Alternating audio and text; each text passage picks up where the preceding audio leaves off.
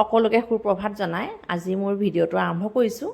চিৰা এবাতি মই এনেকৈ ধুই লৈছোঁ, প্ৰায় 5 মিনিটমান তিয়াই ল'লোঁ আৰু এতিয়া মিক্সাৰ জাৰ এটাতে চিৰাখিনি ভালকৈ পিচি এইদৰে পেষ্ট বনাই লৈছোঁ। তাতে চুজি এবাতিও দি দিছোঁ আৰু দৈ দি দিছোঁ, অকণমান নিমখ দি দিছোঁ। এইখিনি এতিয়া ভালকৈ লৰাই ল'ম। আজি ৰাতিপুৱা আমি এনেদৰে খালোঁ, খাই খুব ভাল লাগিলে, সেইবাবে আপোনালোকৰ কাৰণেও মই লৈ আনিছোঁ।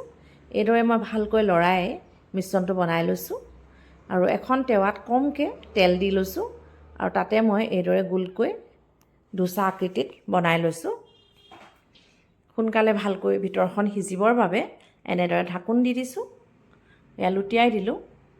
খাবলৈ কিন্তু খুব সোৱাদ হৈছিল, সেইবাবে আপোনালোকৰ বাবেও লৈ আনিছোঁ। কেতিয়াবা এলাহ লাগিলে, ৰুটি বনাবলৈ এলাহ লাগিলে আমি এনেদৰে খাব পাৰোঁ, গৃহস্থকো দিব পাৰোঁ। এনেদৰে খাই চাব আৰু ভিডিঅ'টো কেনেকুৱা পালে জনাব।